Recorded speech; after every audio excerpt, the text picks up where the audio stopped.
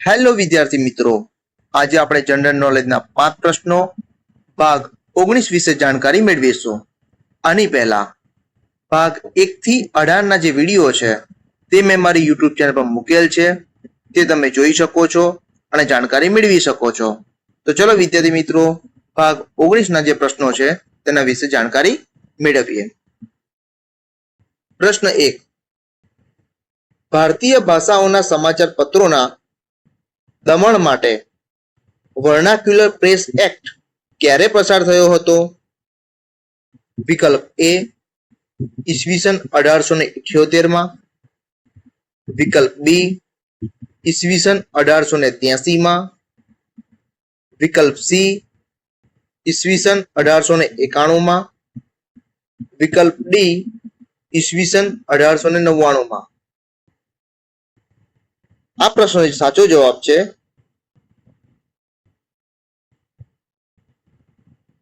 તે છે વિકલ્પ એ ઈસવીસન 1878. પ્રશ્ન 2. तुम मुझे खून दो मैं तुम्हें आजादी दूंगा નો નારો કોણે આપ્યો હતો? વિકલ્પ એ સરદાર પટેલે, વિકલ્પ બી ભગતસિંહે, વિકલ્પ સી ચંદ્રશેખર આઝાદે કે વિકલ્પ ડી સુભાષચંદ્ર બોઝે. આ પ્રશ્નનો સાચો જવાબ છે તે છે વિકલ્પ ડી સુભાષચંદ્ર બોઝ. પ્રશ્ન 3. શાંતિવન નીચેનામાંથી કોનું સમાધિ સ્થળ છે?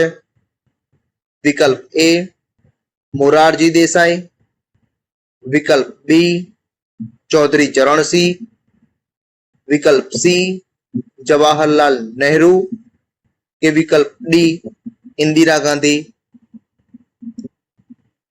આ પ્રશ્નનો સાચો જવાબ છે તે છે વિકલ્પ સી જવાહરલાલ નહેરુ. પ્રશ્ન 4.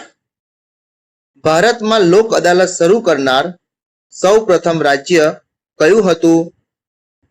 વિકલ્પ એ ઉત્તર પ્રદેશ, વિકલ્પ બી ગુજરાત, વિકલ્પ સી રાજસ્થાન કે વિકલ્પ ડી મણિપુર.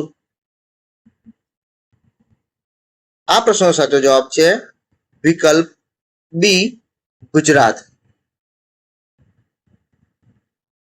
પ્રશ્ન 5.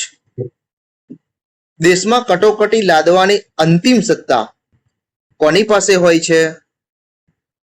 વિકલ્પ એ વડાપ્રધાનને, વિકલ્પ બી રાષ્ટ્રપતિને, વિકલ્પ સી વિરોધ પક્ષને કે વિકલ્પ ડી ચૂંટણી પંચને.